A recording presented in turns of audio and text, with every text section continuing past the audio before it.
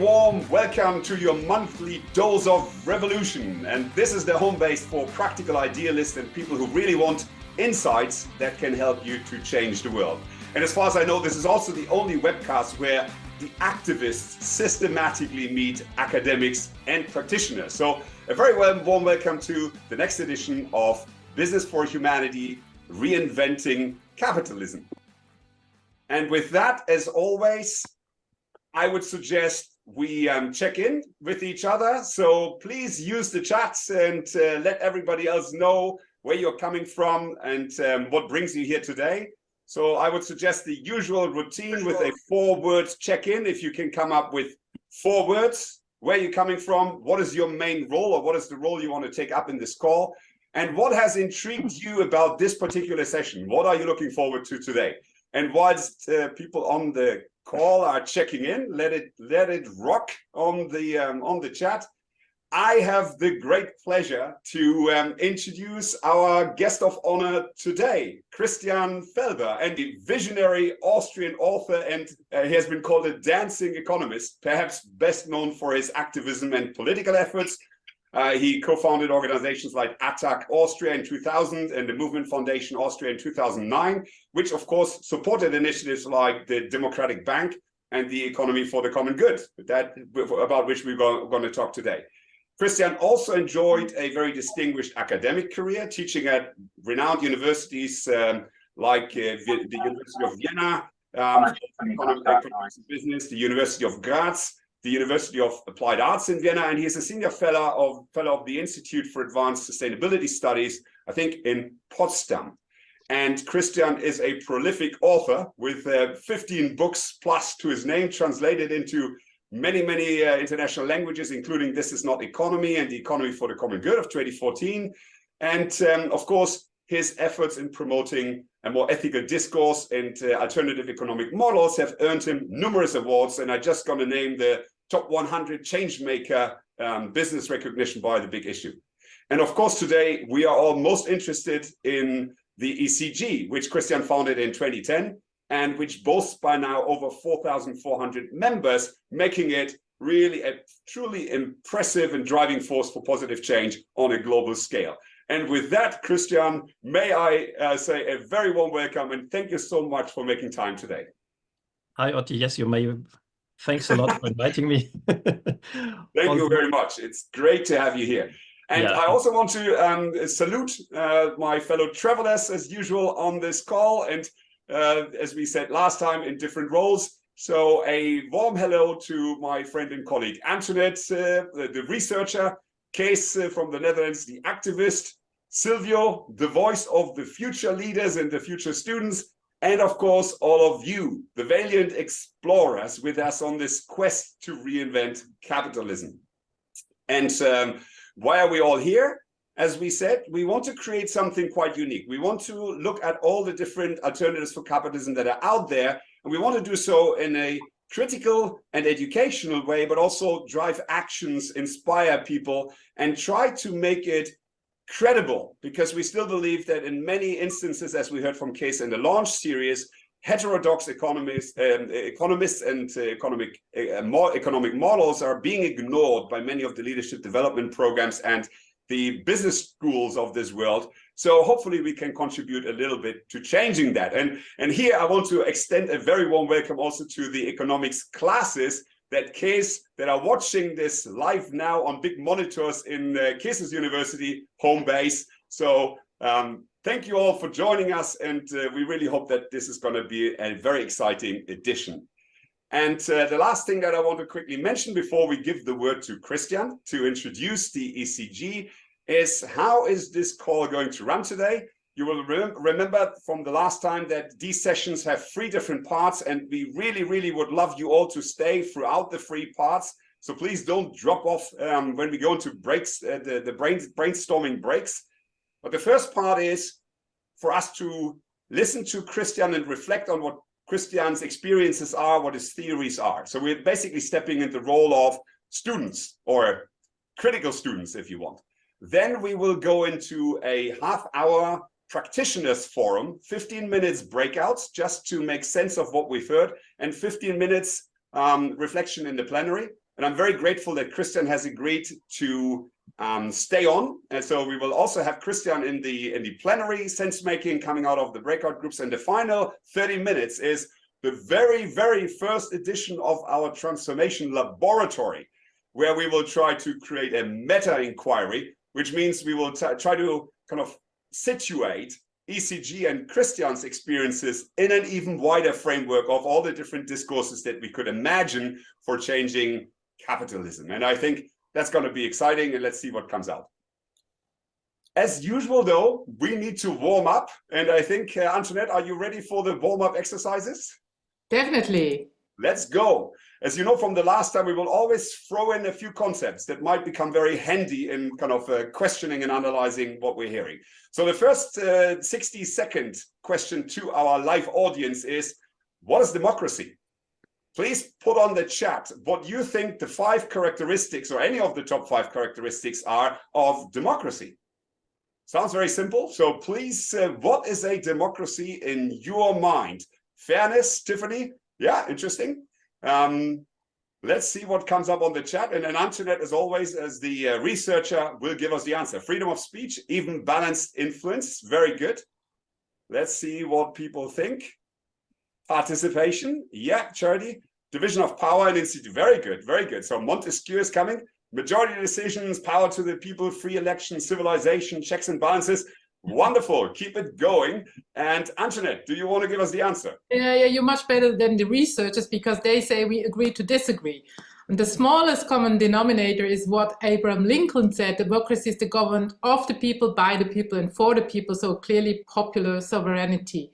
But if we look up democracy indexes, and then they have to measure, then we also find equality, civil liberties, and plurality. By the way, what is the most democratic country in the world? Norway. So buggers, it's not Switzerland, Otti. And more importantly, though, democracy is in steady decline. So that's one thing I also want to give on the wall. Democracy in steady decline. I think that's going to be a theme that Christian is going to pick up. And I have only got a second warm up and then over to Case to introduce Christian. What is the common good? We're going to talk about the economy of the common good. So I think one of the critical questions, and of course, we're going to wait for Christian for an authoritative answer, but what do you think the common good is? So again, 60 seconds, people on the chat. What is the common good? Accepting decisions you don't like. Very interesting sometimes. Well-being of humans, animals, and plants. I think that might already go into the direction. Honoring the sacredness of life. Interesting. For the benefit of the majority. So going back to the democracy theme. Very interesting. All that is goods with externalities. Keep it going. And I will give the word again to our researcher, Antoinette, to provide an answer. Yeah, Thomas, it's not public goods, but it's still very difficult. So it's what in most of our constitutions is in there, what we find in common to be our good. And that's, of course, what does this mean? And it means very different things if according to different ideologies. So if you are a liberal, you will find that society is constituted for individual freedom and rights. Whereas communitarians believe, for instance, that being in a community of relationships and solidarity with other human beings is itself the common good. And as I think we will discuss later, just pick socialism here as well. Here, social equality is seen to be the core. Very good. So here's the common good. It's already looking very complicated. Christian, I'm looking forward to your answer to this. And before we go, my final slide is this one. Anyone who's interested in learning more, but quickly, about the economy of the common good and actually any other paradigms that we will investigate on this call, here's the website. You will find lots of resources on the website, pre-reading summaries, further kind of interesting critiques or enhancements of what we talk about. So please have a look at the website to make sure that you're fully prepared for the next editions. And Kees, over to you. Yes.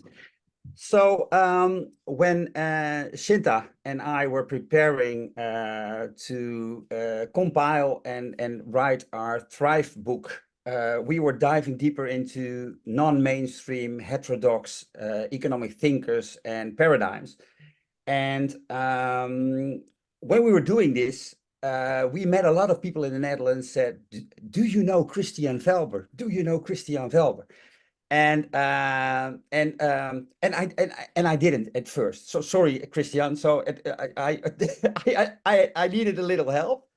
especially for my friends at the University of Humanistics, as you know.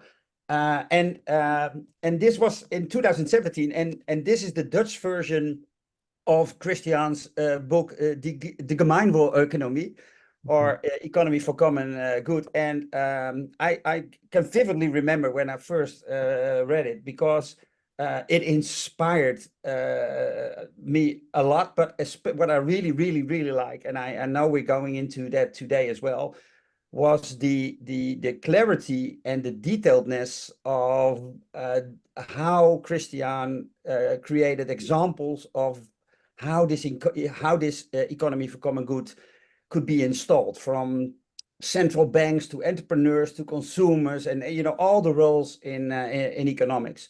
And since then, I've been a very loyal follower and fan of Christian. So I'm really delighted, Christian, that you are our first guest. So the floor is yours.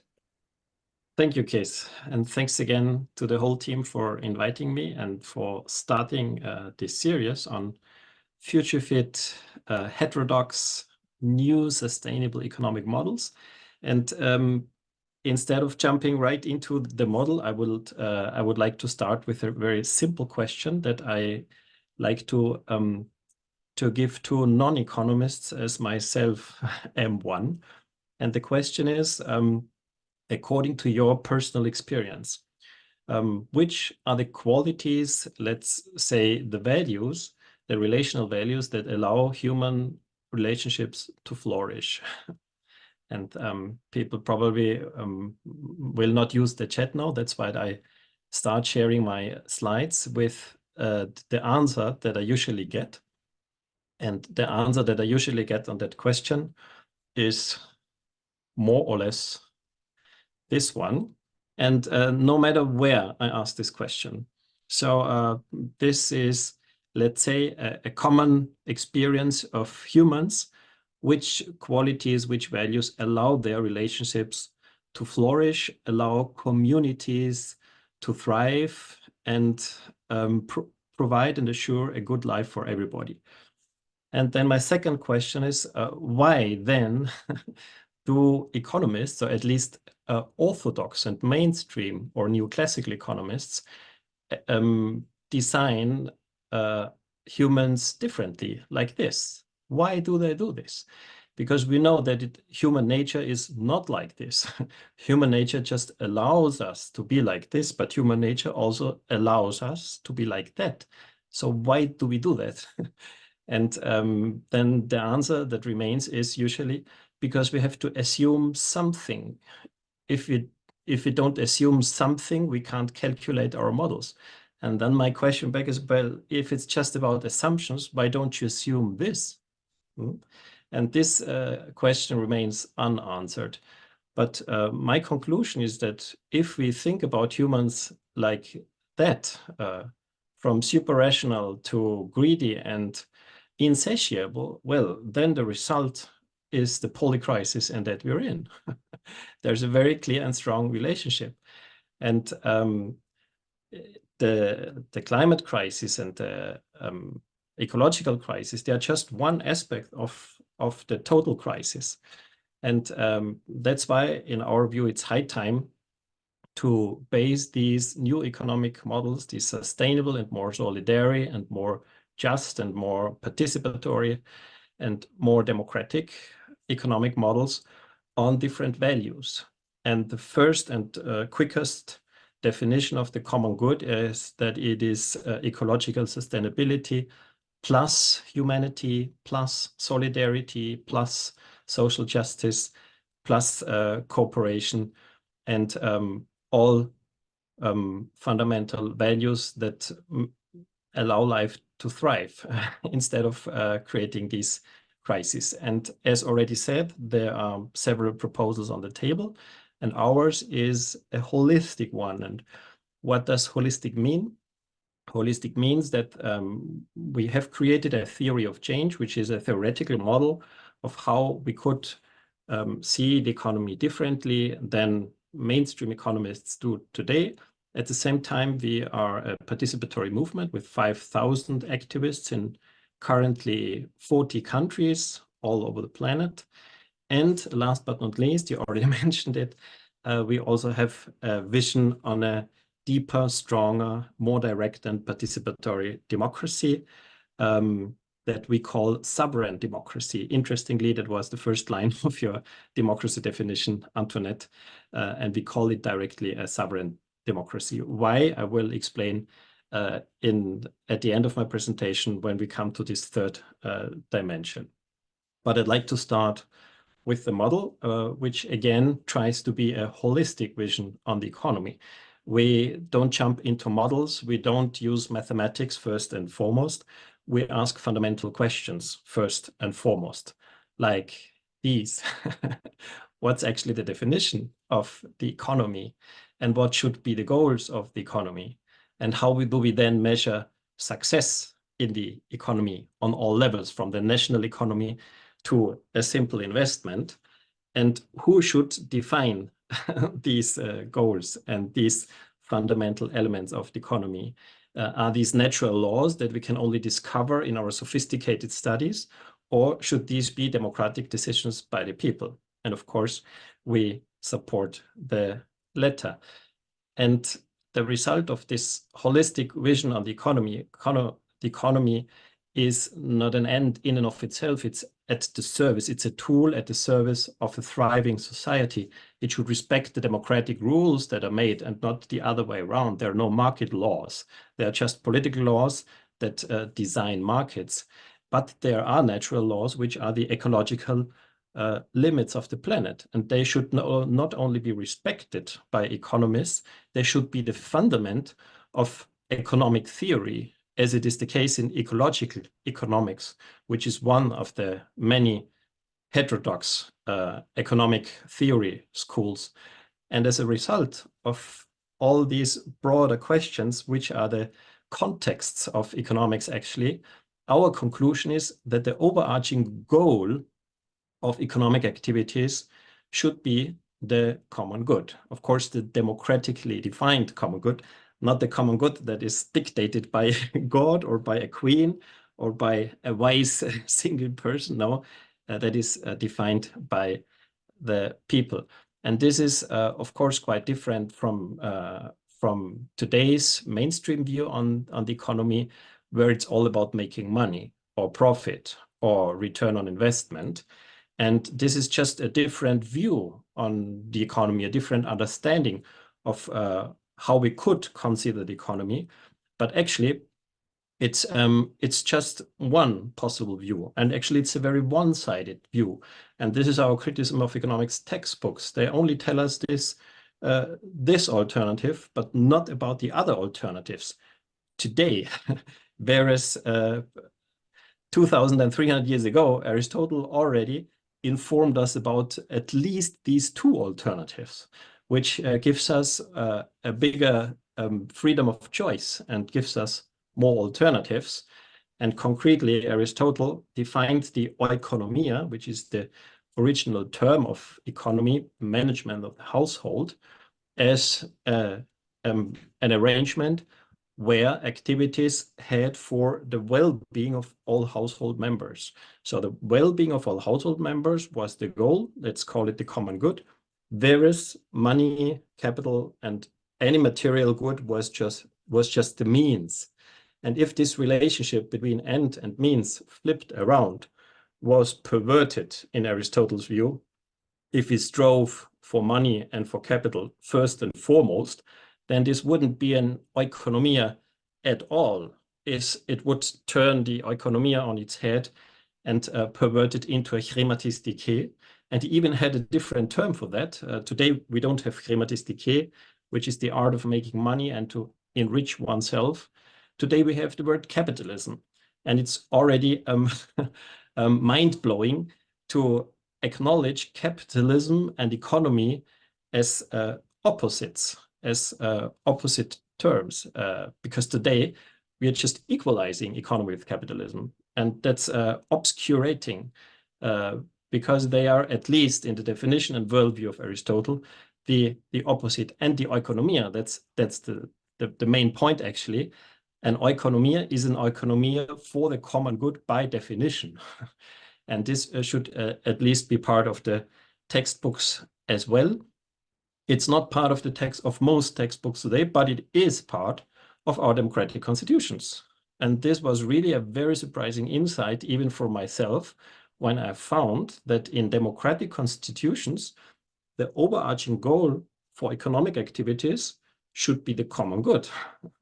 They don't say that the economy is about accumulating capital or making profit or money. No single constitution says that. All the constitutions that tell us something that inform us in a certain way about the overarching objective of the economy say that it should be the well-being of all, the general welfare, or the common good. And now, is this just about linguistics? Is this just being sophisticated? No, now comes the point. Only if we are clear about the goal and the relationship to the means, then we know how we can measure success in the economy correctly. How do I mean that? According to everything I have learned in management theories, in strategy, in entrepreneurship, or in project management, I learned that success is measured in relation to the goals, first and foremost. To which degree we achieve our goals, this is the meaning of success, not how many means we have at our disposal.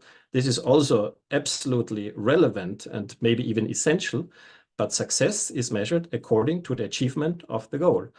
So if we are trying to measure economic success today with GDP or financial profit or the return on investment, I'm sorry to say that this is a failure of method, because we're not measuring the achievement of the goal, because the goal is the common good, but we are measuring the accumulation of the means.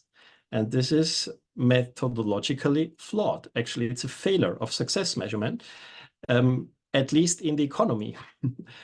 It's right in capitalism, because in capitalism, or Rhématistique, it is about making money or accumulating capital. And that's why GDP is an appropriate and an accurate success measurement in capitalism, but not in the economy. And constitutions tell us that we should practice an economy and we should not practice capitalism. That's the whole point.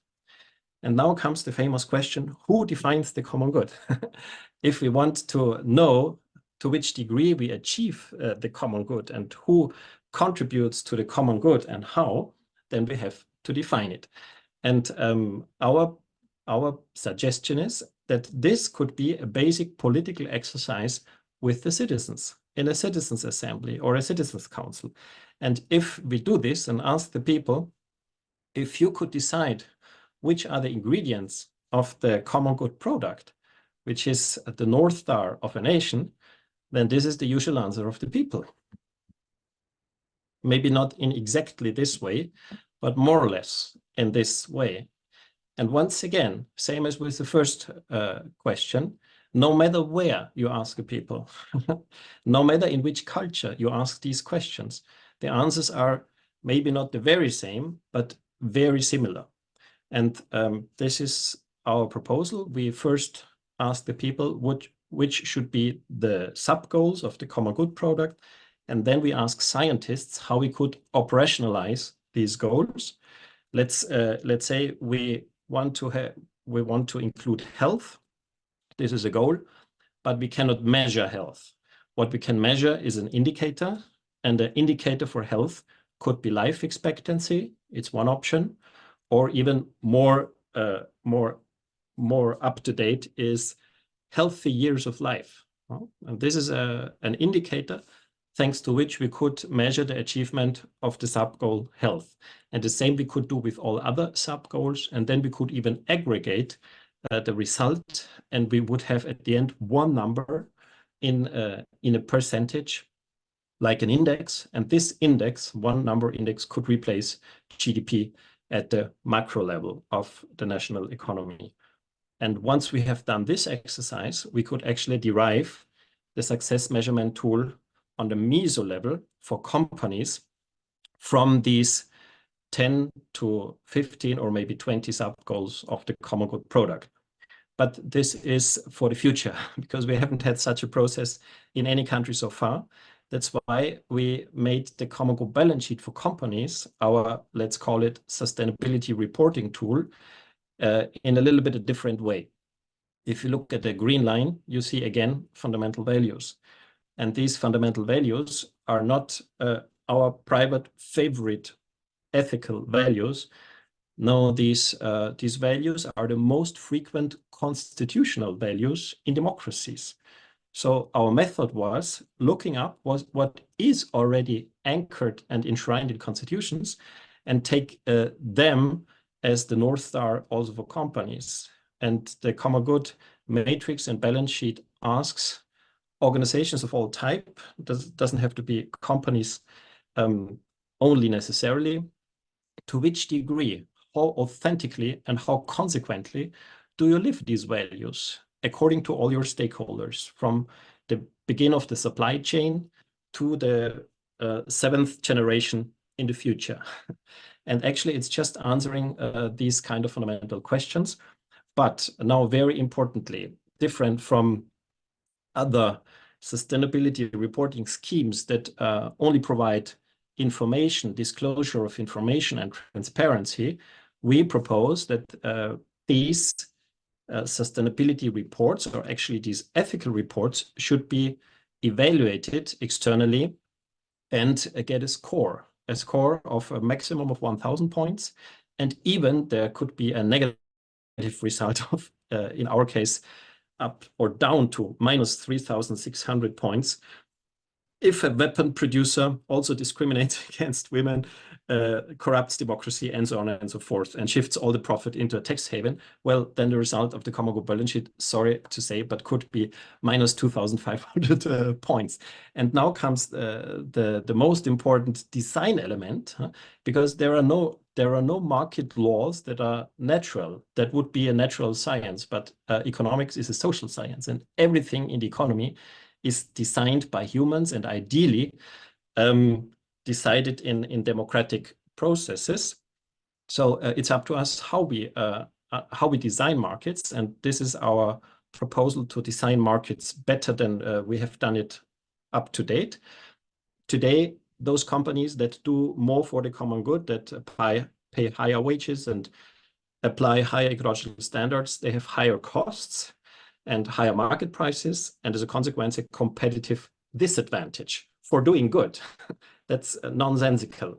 And those companies that don't care about the common good, they minimize costs and externalize costs. They have lower costs and lower market prices and a competitive advantage. And that is equally nonsensical, and it should be the other way around. Actually, we propose to put the economy from its head on its feet in order to have the most sustainable and responsible and ethical products and services more easily available. We could call it cheaper than those less doing good products and services. And we could do this linking to the result of the common good balance sheet, these positive and negative incentives, which start with public procurement measures and economic promotion measures, go via taxes, different tax rates, or loan conditions, finance conditions, until market access. Why not letting those companies trade most freely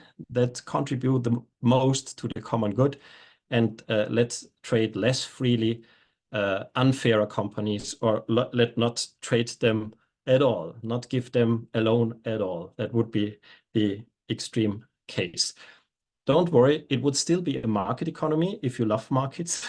I don't. I'm quite agnostic about markets, but today it's a fact that markets are the biggest stage of the economy, next to other stages of the economy like households or commons or public goods. So one of our moves is to shift the attention to all stages of the economy, because basic human needs are met on all these stages, in households, with public services and goods, in commons, and with markets.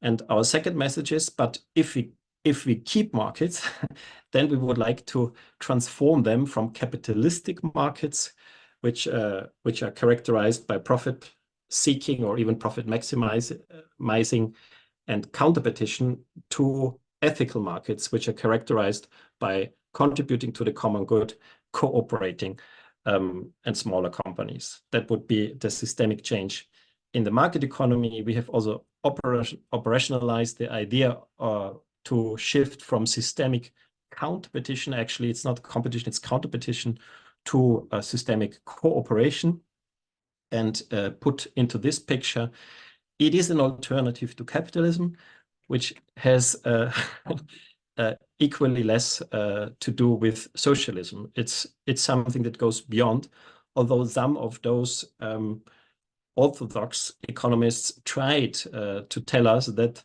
if you are against capitalism, you're automatically a socialist. No, sorry, that's a false dichotomy. This is only giving us two choices, black and white, but there are many alternatives in between. And the economy for the common good is just one of them. Okay, just teasing all these elements that are described more in detail, not now, but we are describing an alternative on property. We are building on the donut, which is building itself on the planetary boundaries. The concrete idea is limited individual ecological consumption budgets. It's kind of ecological equality, now very up to date with the ruling of the European Court of Human Rights that we have a right to a stable climate. And in line with this brand new ruling, we would propose that every human has the same right to enjoy the fruits of the planet. And as for trade, this would be also a class on itself. We propose an alternative to both extremes, free trade and protectionism, although free trade sounds so nicely and protectionism is almost breaking my tongue. Both are extremes, because free trade means opening up borders no matter what, and protectionism actually means literally closing borders no matter what. And both is nonsensical, because trade is neither a bad thing nor an end in and of itself. Trade is a means at the service of the same goods and goals that we have already discussed, from human rights to climate stability. And as a consequence, the proposed trade order would be an ethical world trade order. Just having mentioned that you know, if you want to dig deeper, there is a lot of stuff still to be discovered. Now I come to the second last part of my presentation, which is much shorter, and then the final point, which is the shortest. The second last part is taking a look on the movement that grew over the past 14 years. We started in 2010 from Austria, south of Germany, north of Italy, today in some 40 countries. And although some only see that companies are doing this common goal balance sheet, I tried to explain that the model is a macro model and it's holistic, although not all its elements are equally known. But the companies are our front runners, that's true. And more than 1,000 have done a common goal balance sheet from all branches, of course, starting with organic agriculture and all branches of manufacturing. And I chose this bakery because they falsified the market law of supply and demand. How did they do? Well, inviting the whole value chain, not only supply, the whole value chain around a round table with corn farmers and habitual clients and employees and those who give the money and the company founders. And at this yearly round table, the baker asks the farmers, which is the price you need this year for having a good life? And then comes the answer after a break and a brief comes the answer. And for the last 25 years, this price, more or less, without a lot of negotiation, has been paid. And it works. And there are more examples, and they are not acting according to the assumed law of supply and demand. They are acting according to humanity and dignity. This is another one in the manufacturing industry for outdoor stuff. And Antje von Dewitz from VD is also an ambassador of our movement up to the United Nations. This is one of the 8 banks that have done a common good balance sheet so far. It's the biggest one. It has less than 1,000 employees. We used to start with the smallest companies of each branch, but the biggest ones have several thousand employees. They were awarded sustainability prizes, same as this public health insurer. They received a prize at the COP24 in Poland because they convinced their clients to consume less meat without incentives and without enforcing it, but with a great success. And that's why they received that COP prize lately. And this is our first audited company in South America, just to show you, give you a taste of the extension of the movement. Next to the common good balance sheet, we have almost a dozen of real-life prototypes, which are applied either by companies or by cities or by universities. And I just highlight very few of them, not all of them. This is a first common good current account in Austria. This is only a regional innovation in the banking sector, and it has been issued by the Cooperative for the Common Good, which is based in Vienna with 4,000 cooperatives. That is the little twin sister of Economy for the Common Good. This is one of our first common good municipalities, which are also doing the balance sheet for the city. This city managed to bring back young people from the big cities in Spain to the countryside, because a common good municipality is quite attractive in life quality. And this is the first public university in Germany with a common good balance sheet at the Technical University of Nuremberg. And on that note, I already mentioned that there will be our 3rd scientific conference on future fit economic models in June in the Netherlands. And now I want to come to the last part. I think I have 3 more minutes. And first mentioning that we are like growing from the local and regional level very slowly towards the national level. We are not first talking to governments. We are first talking to small actors in diverse regions, but we are supported by an opinion of the European Economic and Social Committee. It was voted in the plenary, and it got the support of 86% of its members, and they voted in favor of including the model into the European Union's legal framework. So now the last point, and I have to do it in 2 minutes. And we already mentioned that we also have a vision on a deeper, stronger, and more participatory democracy. You've heard about citizen councils. You've heard about the most democratic country, Norway. You've heard about Switzerland. Maybe some of you are in Switzerland, but we are going even further. I'm very jealous of the Swiss level of democracy, but my thoughts go even further. And I can even explain it with the example that I brought. The idea is to implement sovereign rights, which is not only the right to initiate a referendum, that's just one of many potential sovereign rights. To initiate a citizen council would be a second one. And the concrete example is one that happened in Switzerland, because in Switzerland there was a referendum on limiting income inequality. And the proposal was that the highest income should be limited with 12 times the minimum wage. And the problem was that although a huge majority of the citizens in virtually every country supports the lowering the degree of inequality, the proposal in Switzerland was rejected. But why was it rejected? It was rejected for diverse reasons. Some rejected factor 12 because it was too low. They were in favor of limiting inequality, but not with factor 12. Maybe factor 20 or 50 or 100, but not factor 12. And others said, well, of course, we have to limit inequality, but not with factor 12. Let's limit it with factor 3 or 5 or 7. And they were against too. And I even met people who said, well, actually, factor 12 is a reasonable idea, but it comes from the young socialists. I'm not a socialist, so I voted against. So there were very diverse reasons why people voted against.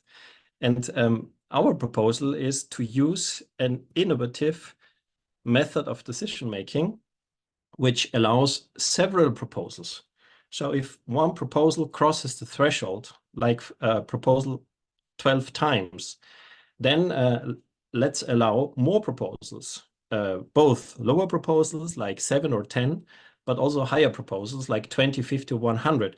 And then we could measure resistance against all proposals on an equal footing. And the winning proposal would be that one that generates the lowest degree of resistance. And this is what I have done over the past 10 years in 25 countries.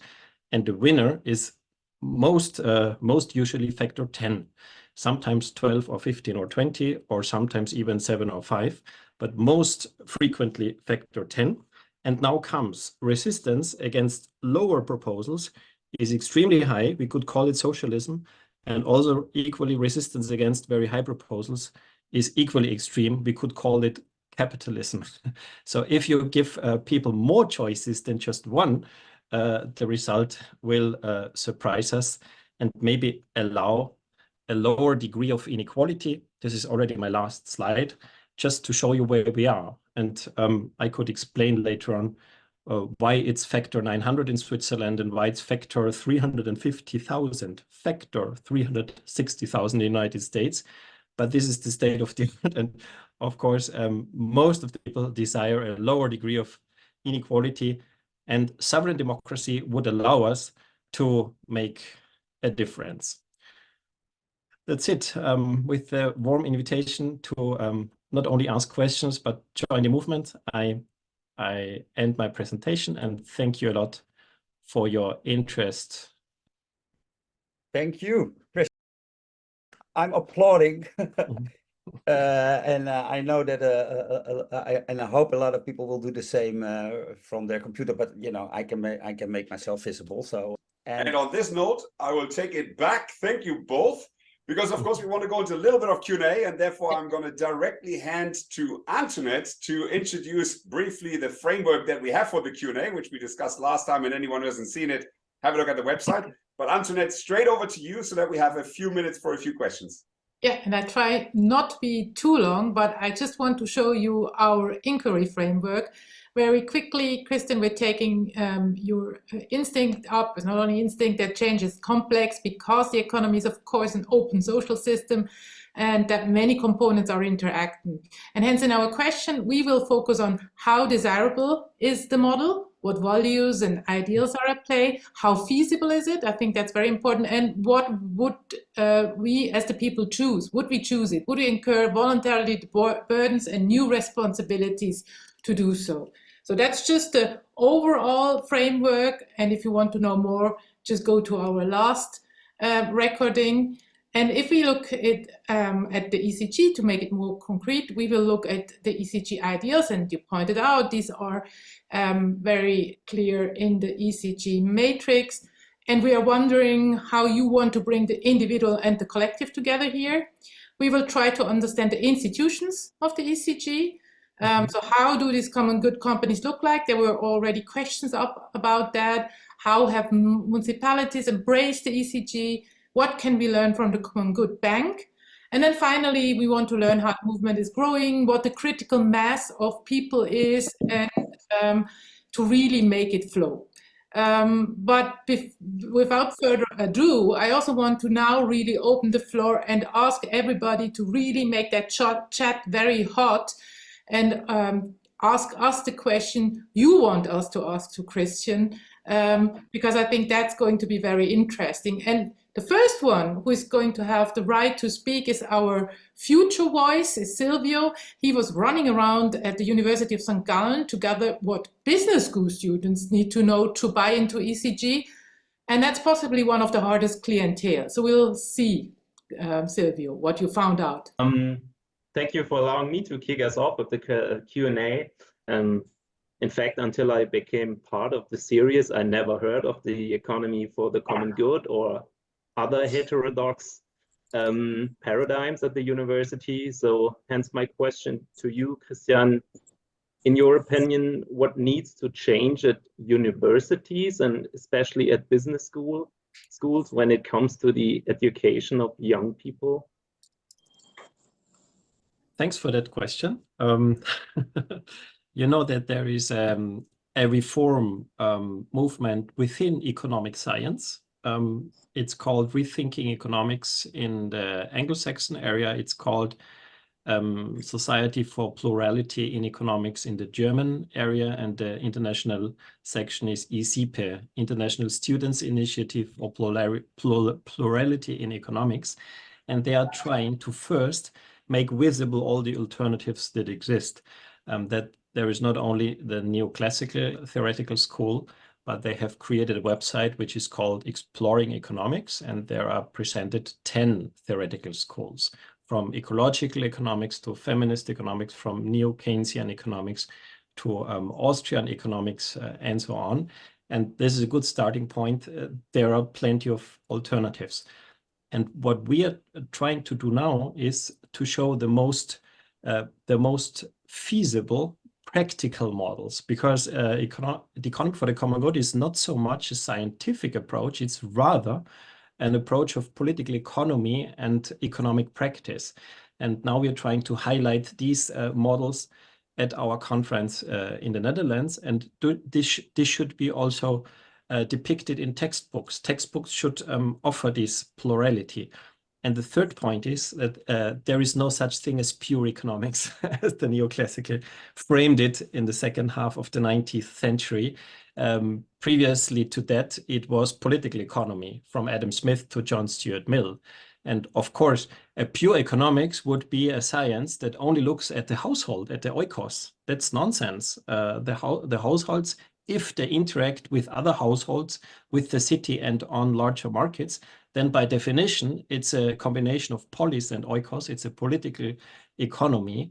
And not only that, it should also be reconciled with ethics and philosophy, with the ecology and the planetary boundaries, with human science and humanistic values, with gender theory and post-colonialism. And then it's an integrated science. And in my view, economics should admit they're just an auxiliary science.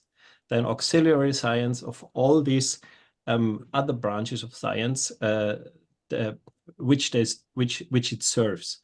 And this should be the approach, this interdisciplinary and then also transdisciplinary approach should be the future understanding of economics. And then economic education will again be a very good idea and at the service of the society.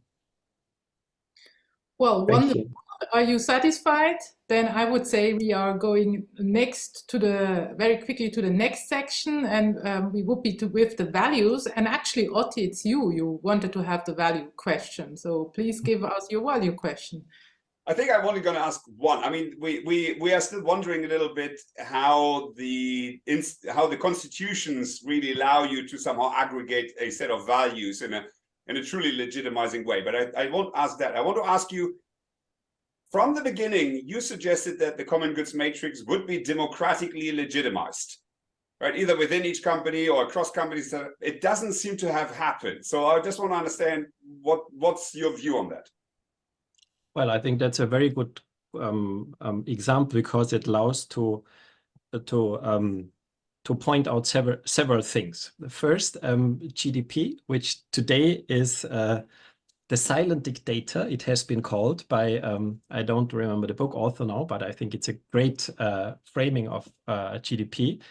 It is not supported by democratic constitutions, because we saw that democratic constitutions would support a common good product, a well-being index, or something similar, an economy index at its best, but not the silent dictator. Second, everything that has been socially constructed, and we know that it was a task of Simon Kuznets, first and foremost in the time between the two world wars, to make the United States a military superpower. That was the background for the invention of the GDP. all these social constructions can be deconstructed or reconstructed. So they can be replaced by a common good product.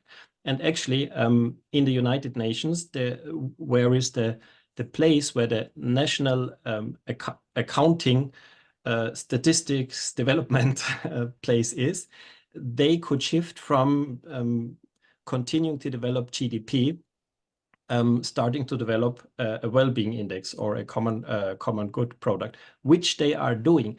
And this is the answer to the question, do we need new institutions? No, we can use the same institutions. We can use this office at the United Nations, but they would shift their priorities and their values from something which is just a means, and it was a means for becoming a military power, to something that is not only in alignment with our democratic constitutions, but that also directly serves the people. Because if the common good product rises, then we have the guarantee that more basic needs of people are met, and that we are more sustainable and we are more solidary and more democratic and more peaceful. Whereas if GDP rises, we have no such guarantee at all.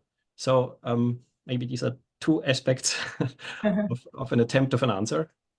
That's, I hope that Otti is satisfied with this answer, but I would also like to poll with our public now. If you had the chance to vote on it, and you were going to have it, are the core values that we heard appropriate? Tell us. Maybe in the meantime, but it's a very short question only, Christian. I think François was asking twice why you always talk about the Bavarian constitution. So maybe a very short answer for that one. Yeah, because it's clearer than all the others. Good. But Colombia is almost the same. Yeah, private initiative and economic activity is free within the boundaries of the common good. That's my second favorite. So thank you very much already. And we are going to the next section, because there's also quite a lot of questions from the public, and they're going more to these more concrete questions. And the next section is about institutions.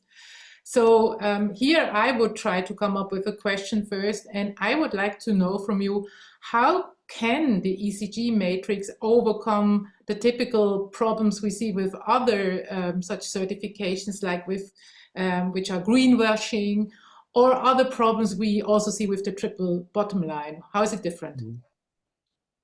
Well, I thought a lot about the answer, and actually it's outlined in a study that is dealing with the meter requirements for effective sustainability reporting.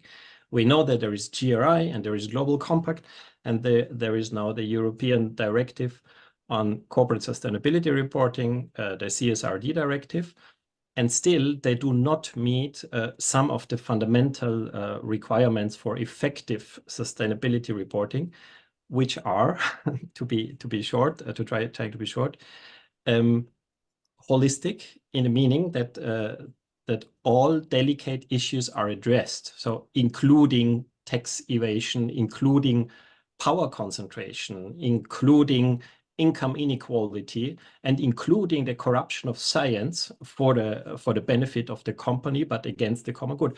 These are relevant, delicate questions, and we only can consider sustainability reporting holistic if all the questions are included. That's one. Second, external audit, but with an evaluation, not what is planned with the CSRD, but with an evaluation and a quantitative score. Only if there's a quantitative score, you can compare the sustainability performances of the company, and then you can incentivize positively and negatively the good doers and the bad doers, and correct the system error that consists in the structural benefit for the bad doers today. So these are the 6 or 7 meter requirements, and every standard, no matter of GRI or ours or B Corps, can be checked against these mere requirements. And of course, the future legal standard, and I'm already thinking about the global sustainability reporting standards, at least those should fulfill all of these requirements. And then we will have a very effective instrument, but we need a lot of further debate and a lot of involvement of civil society actors to assure that we get the most effective reporting standards that we can imagine. Thanks. Yeah, maybe a very short answer to the last part. Most of the companies are small and they're not falling under the reporting duty, not even of the European directive.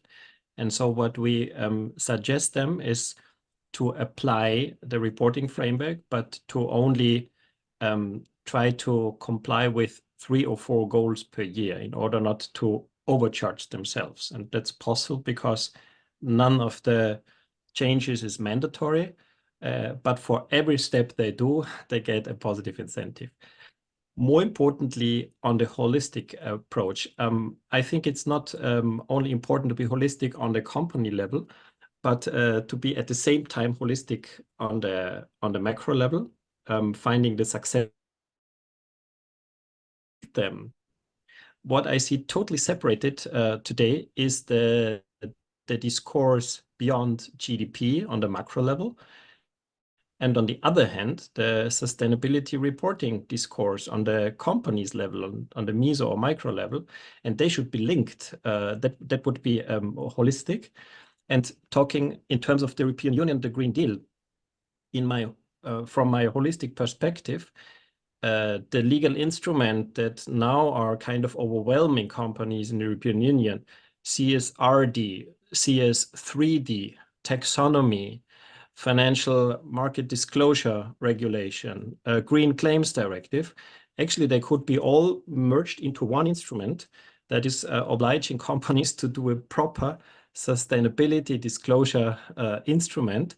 And then it's just one instrument. And it could be slimmer, by far slimmer than the ESRS, the European Sustainability Reporting Standards, but includes these other regulations. And the last point is, it is not necessary that all countries agree in the beginning on the successor of GDP.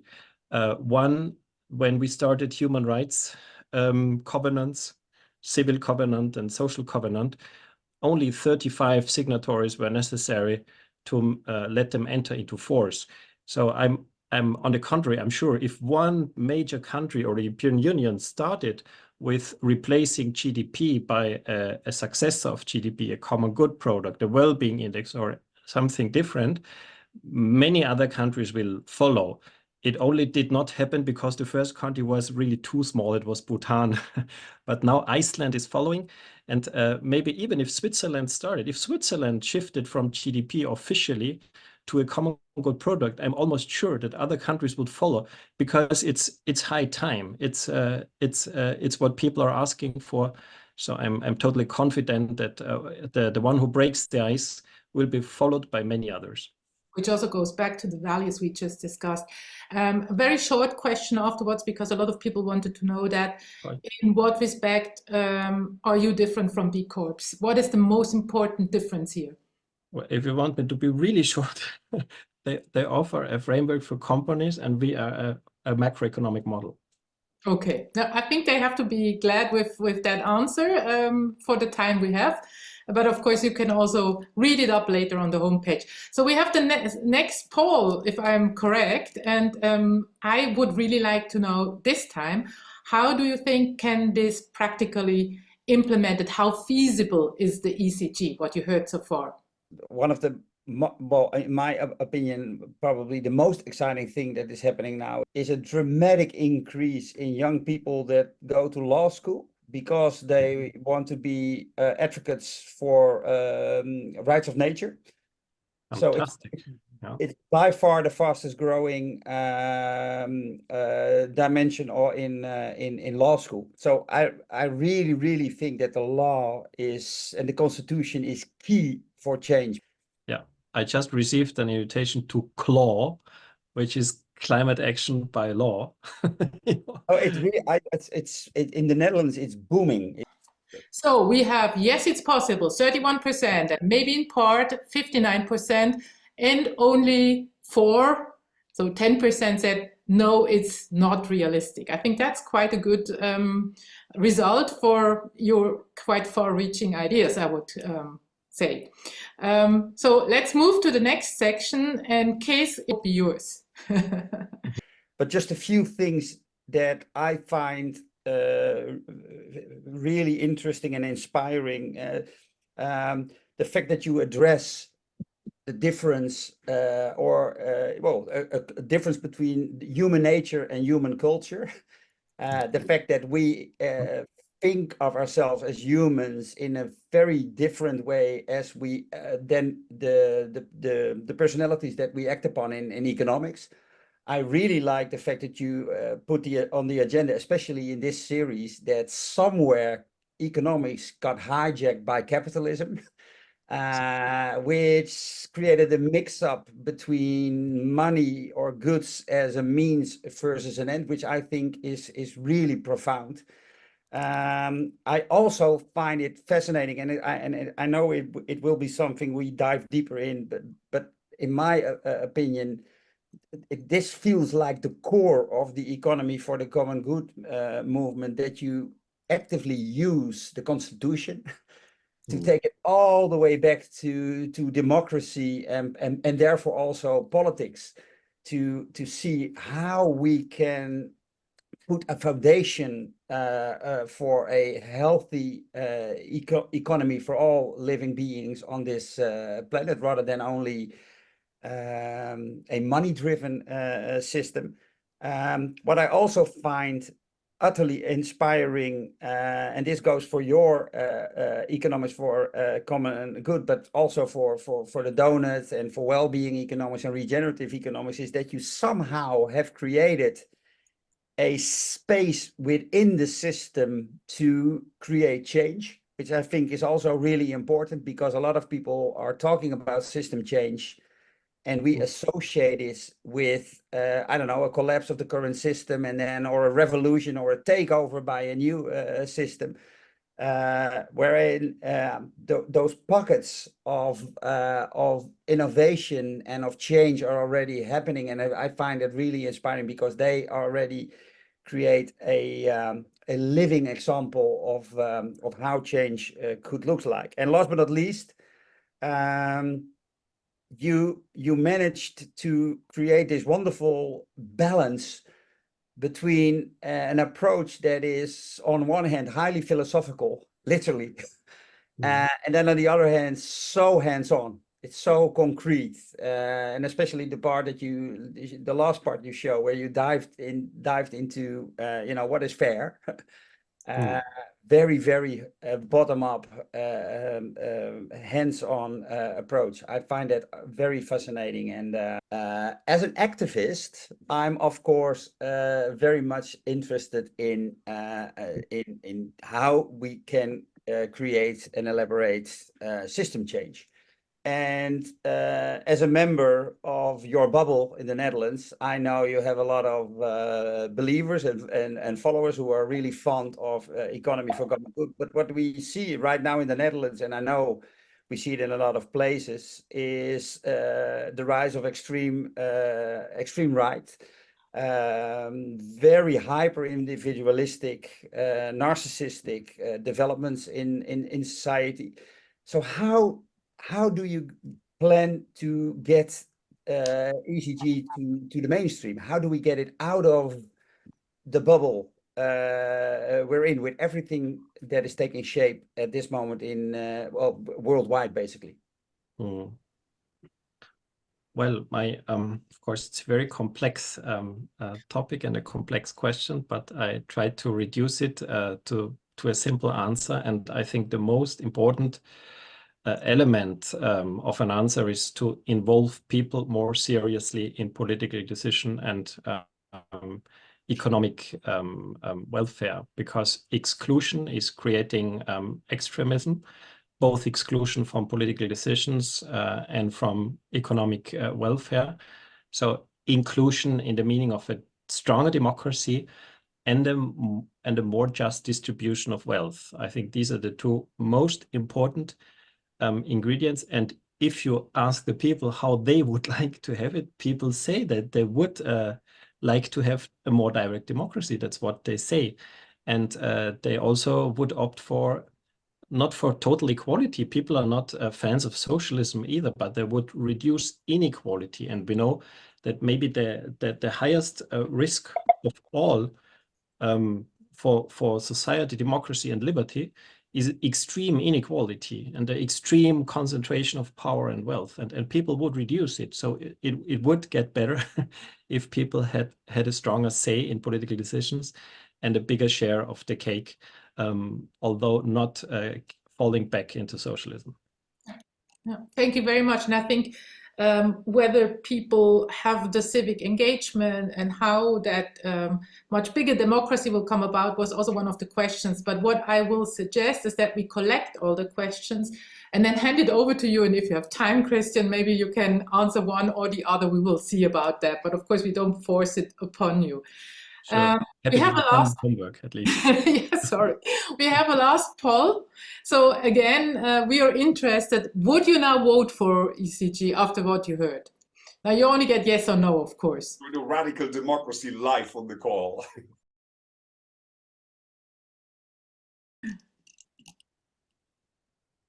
Okay.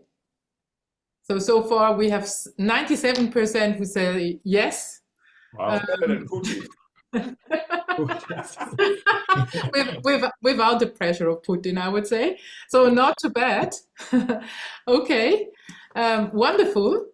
And it's already then time to go into the breakouts, and that's Kees. Nice, thank you. Hey, Christian, we have two similar reactions that I want to share with you, and maybe you can reflect a bit on it. Thomas Juli says he has a tip for you.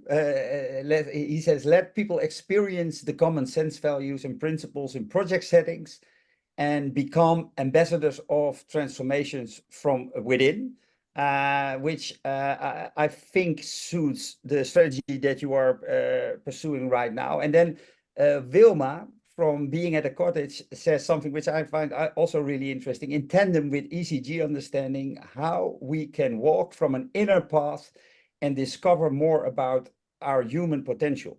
So that brings us right back to the start of your presentation, where you find this gap between our human nature and the role that we are playing in economics. Yes, I start with the first question, and actually all we are doing in the Economy for the Common Good movements with 5,000 volunteers is to involve people in order that they can not only experience what we are proposing, but they even can co-create those real-life prototypes and the tools that then are applied by companies or cities or even governments. So I think involvement of as many people as possible is one of our basic principles. And second, yes, of course, outer change should correlate with inner change. I fiercely support the inner development goals, and my first economic question is, if the economy is about satisfying basic needs, who would be most expert in answering the question what humans really, really need? And I think it's obvious, but my redundant answer is every human being, herself or himself, is most expert in knowing what she or he really, really needs. And that's why we actually don't need economic as a science to know what we really, really need. What we need is to listen to our internal truth, and then coming together and defining together what our basic needs are, what the economy should be about. And there have been made some exercises, and the one we find most interesting is the exercise of the barefoot economist Manfred Max Neef from Chile. I think he made a great list of basic needs and distinguishes them from strategies, which is a fantastic exercise. And I would say orthodox economics / capitalism / Crématistique is not about needs, it's about strategies. And a true economic science, a true oikonomia would be about basic needs. Thank you. Really clear that is the distinction. So if I'm correct, Otti, we have to go to the next part of our afternoon. Wonderful. I mean, what an exciting conversation. And I mean, so many difficult questions to ponder. And I certainly concur. We need to spend more time talking and thinking about these ideas, insofar as maybe, even as Meg Wheatley always says, even a good conversation is potentially changing the affordances and the potentiality of our times. It seems our minds are always occupied into just one direction. But of course, this is the final section of our call. We've asked you before to step into the role of a student, of a listener to the presentation that Christian gave us, then into the footsteps of the practitioner to figure out whether you could help Christian practically or you could apply some of that in your own life. And now what we want you to do is to kind of don your lab coats and step into the role of scientists. We now want to look at the ECG from the vantage point maybe of the kind of the scientist who seeks to categorize a specimen, first in the context of everything we already know, the theories that we have, and then we want to look at the specificities of the specimen under our kind of examination, and see if finally we can extract some insights, golden nuggets, and essentials that we can take forward on our journey towards all these other paradigms that we have on our bandwagon. And today we're going to try to do that for the very first time, so please bear with us. It's still all draft. We will do two things. One, we want to categorize the ECG as a system, as Christian says, it's an overarching system. And then we want to briefly dive into the three sections, which you know by now, the ideals, the institutions, and the transformation approach, and see if we can compare it to things we already know.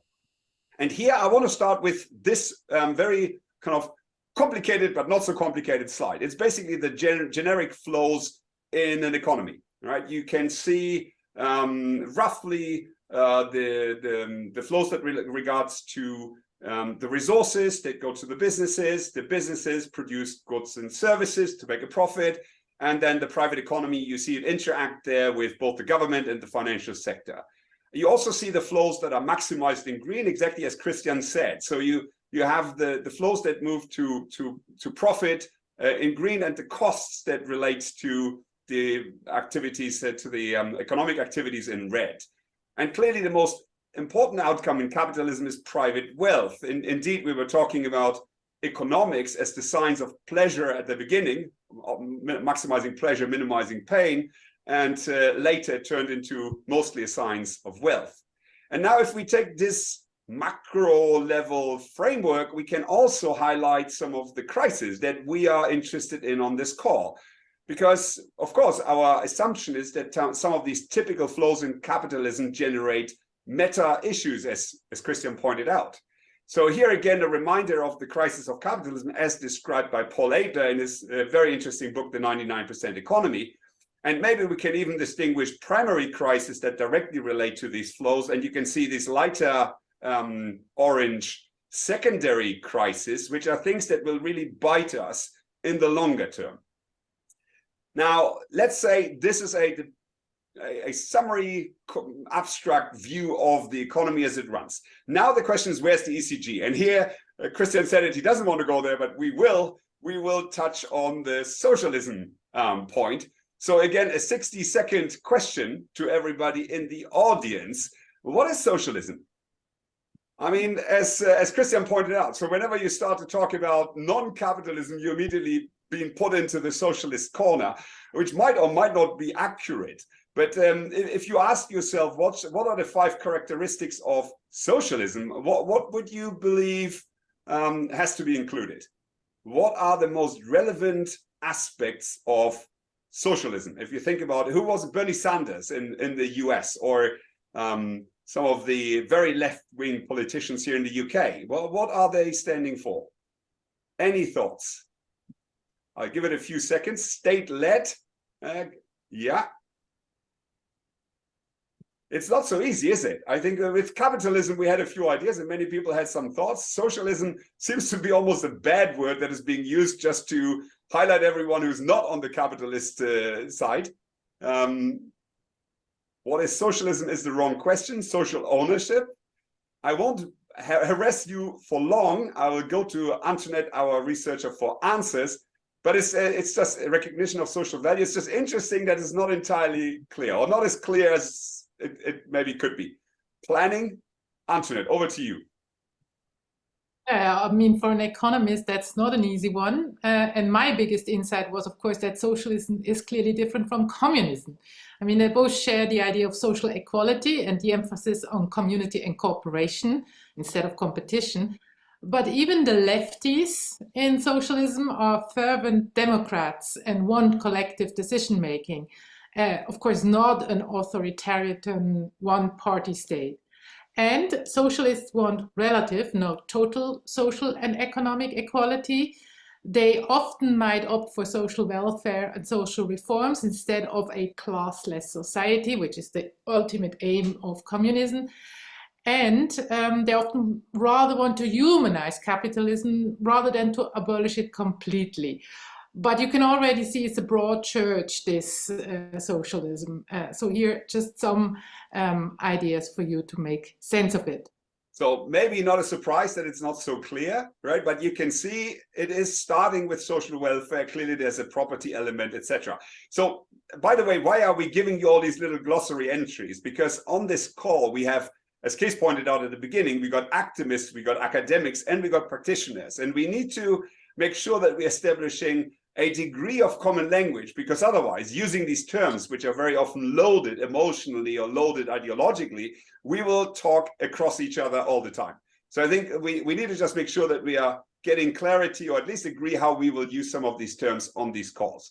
But now that we have defined it, we will suggest that when we look at the ECG, we're finding lots of elements that are quite typical in a socialist textbook.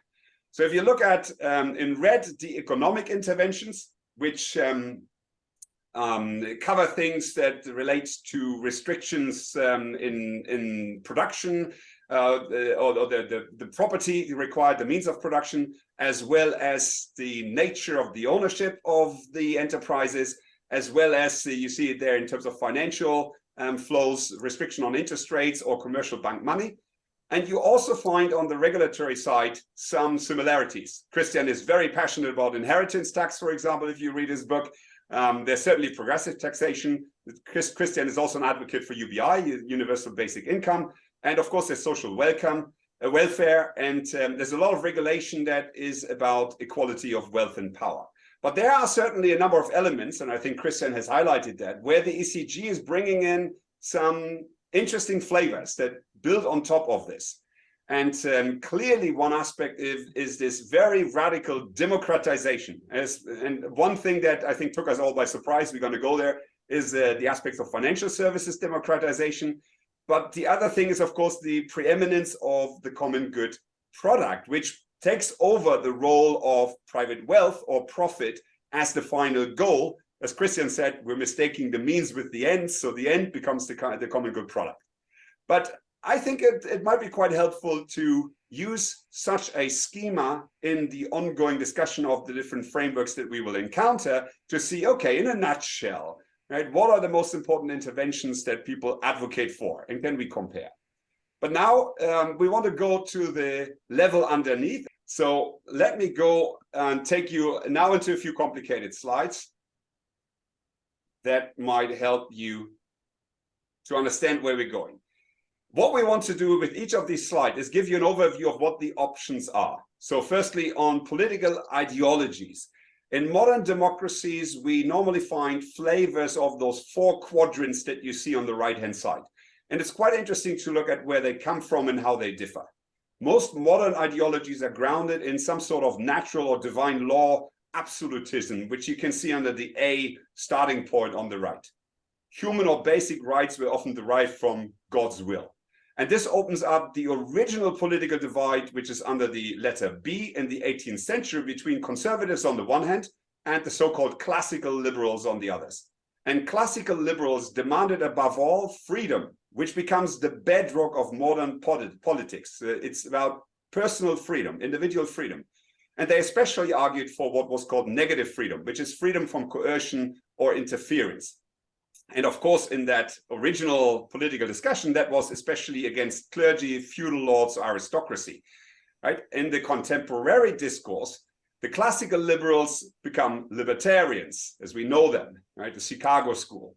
And the big divide now is between those libertarians who want this so-called negative freedom and the modern liberals or the social democrats who instead of negative freedom demand greater equality and positive freedom. So the freedom, the capacities for individuals to really lead their life in society to a basic standards that we could all agree on.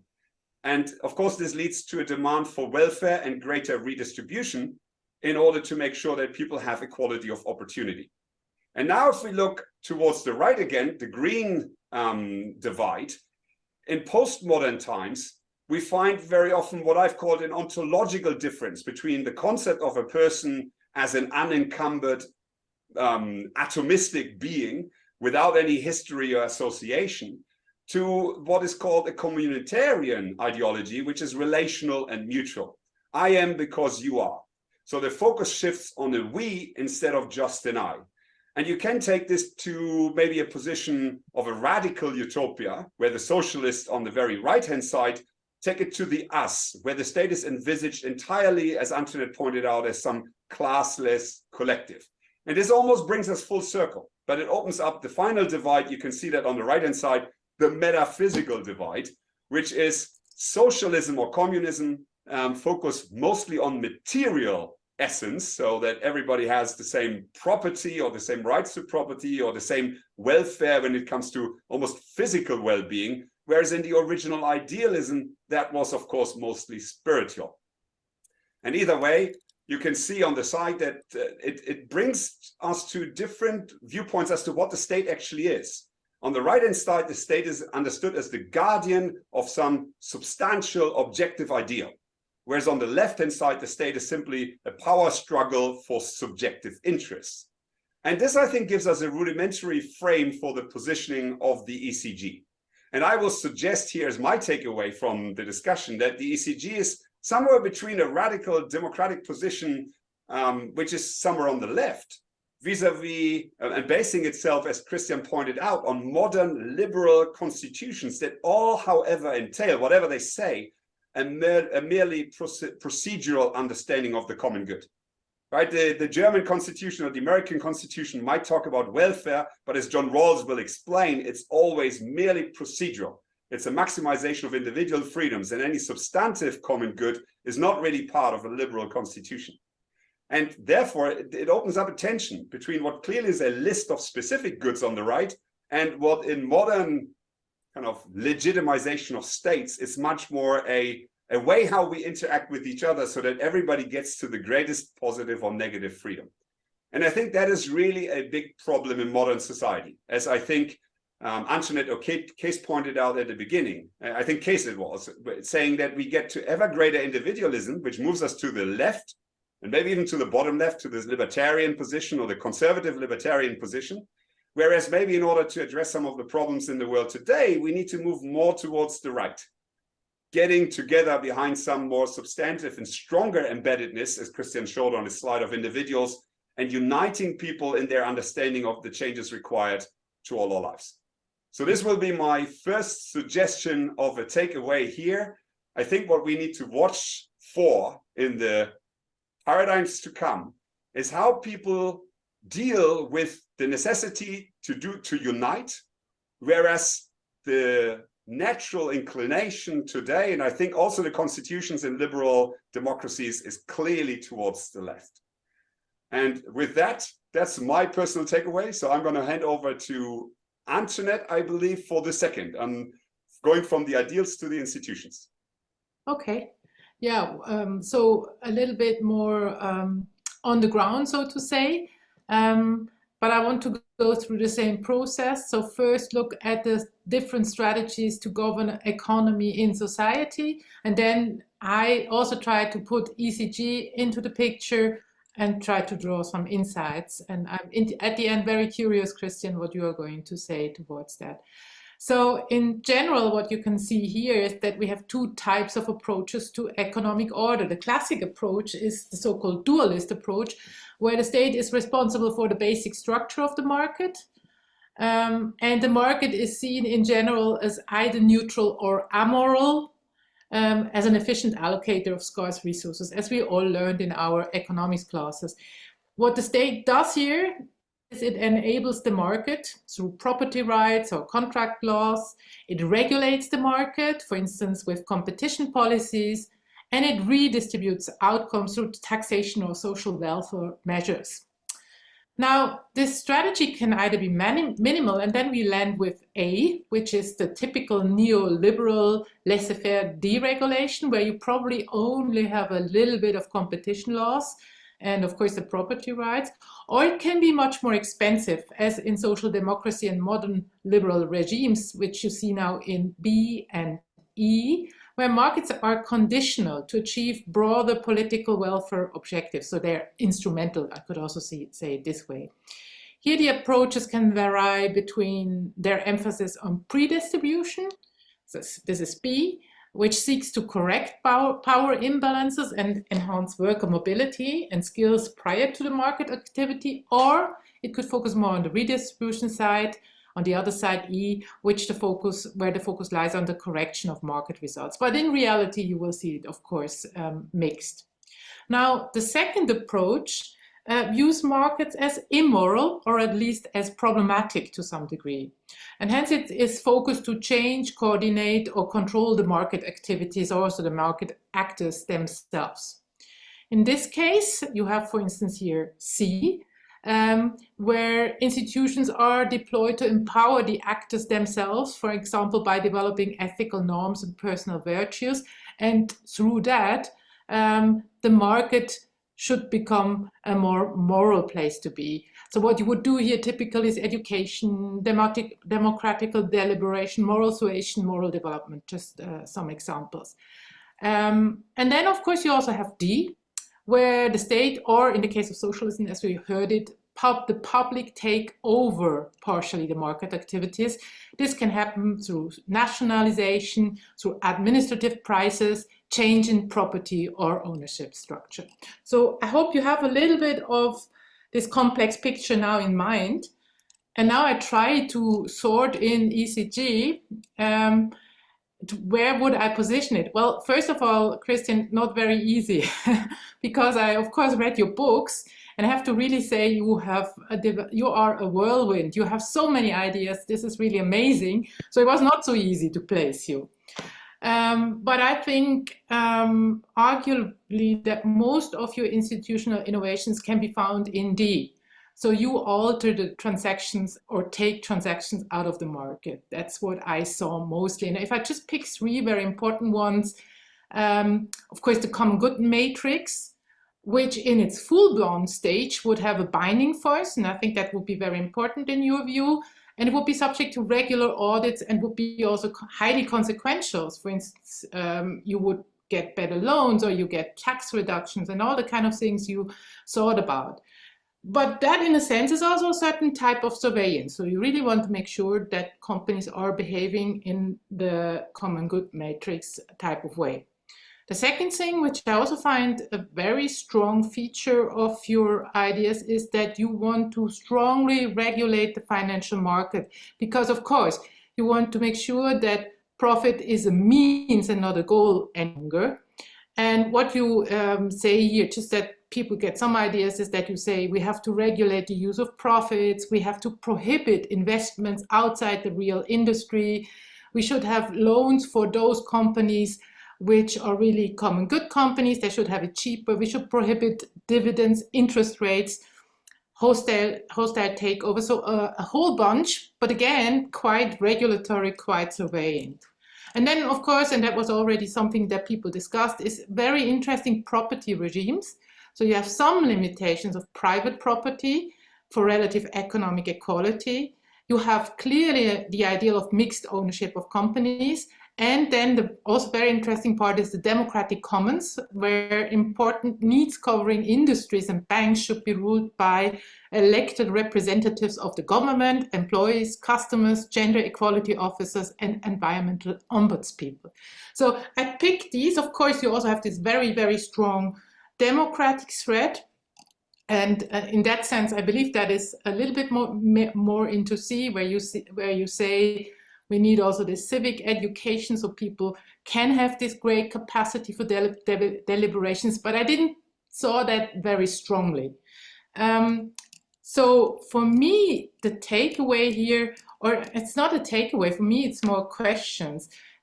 So I would have this question, and I think it was also in the chat. Is it possible to have these very far-reaching reforms, which ultimately you also want to bring through democratic deliberation, without having a much, much stronger focus on individual, moral, ethical development? Here I was kind of thinking maybe you need a much stronger development, and as Kees would say it, inner freedom aspect in addition to what you are suggesting. And maybe a last one, this is just because I'm Swiss and because we talked to Paul Adler. You have also a certain, it's more of a closed and regulated economy in mind. And what Paul Adler told us, for that, of course, you would ideally need a big market. So Germany is probably good enough for that. America is even better. It's not going to happen in America, but maybe in Germany at some stage. But at the same time, if you want to have an active democracy, a direct democracy, then small is beautiful. So that's another one where I'm kind of struggling how to bring that together. Very exciting, very interesting. Thank you very much, Antoinette. And Kees, over to you for the transformation and change part. So there are a bunch of different narratives when it comes to capitalism. So when you look on the left, you see the market-based, conscious or green capitalism discourse, which emphasizes market and technology solutions to fix our current challenges. And then to the right of that is we see the reformist narrative, which is mainly pushing for sustainability, leveraging existing institutional revolutionary measures. And from there, we can see the green narrative, the social green, red progressive narrative, which promotes the responsibility of individual citizens and local community engagements, as well as social enterprises and social enterprising. And then finally, we see the red, which is the radical and revolutionary discourse, which seeks collective mobilization in resistance or counterculture or counterposition to the existing order, which is really the revolutionary bit.